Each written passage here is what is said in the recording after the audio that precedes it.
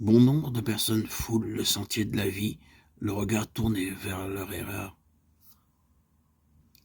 leurs fautes et leurs désappointements, le cœur abreuvé de tristesse et de découragement. Il y a bien des années, une personne pieuse qui se trouvait dans une grande angoisse m'écrivit pour me demander quelques paroles d'encouragement.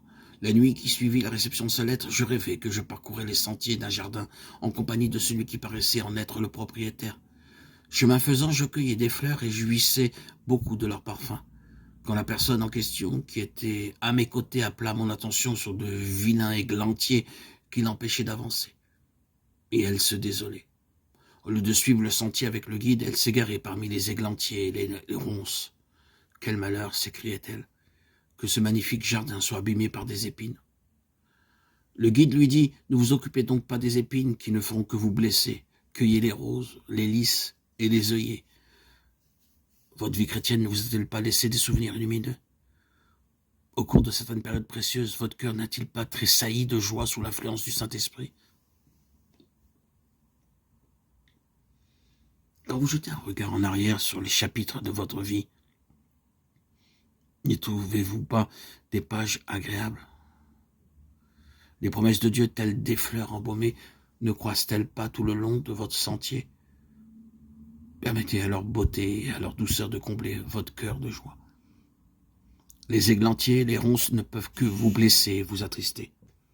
Et si vous ne cueillez que des déboires pour les présenter à d'autres, ne repoussez-vous pas la bonté de Dieu et n'empêchez-vous pas ceux qui vous entourent de marcher dans le sentier de la vie?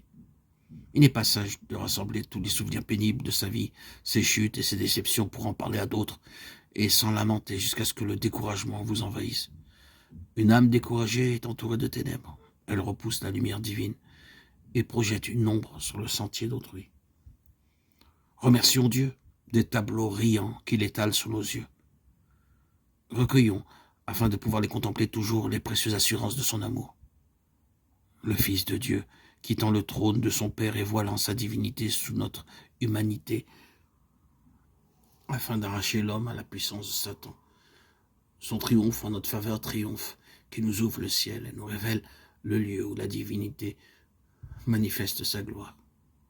L'humanité déchue, retirée de l'abîme dans lequel le péché l'avait plongée, et réintégrée dans la communion du Dieu infini. Le croyant sortant par la foi au Rédempteur victorieux de l'épreuve, revêtu de la justice de Jésus-Christ et élevé jusqu'à son trône. Voilà les tableaux sur lesquels le Seigneur veut que nous arrêtions nos regards.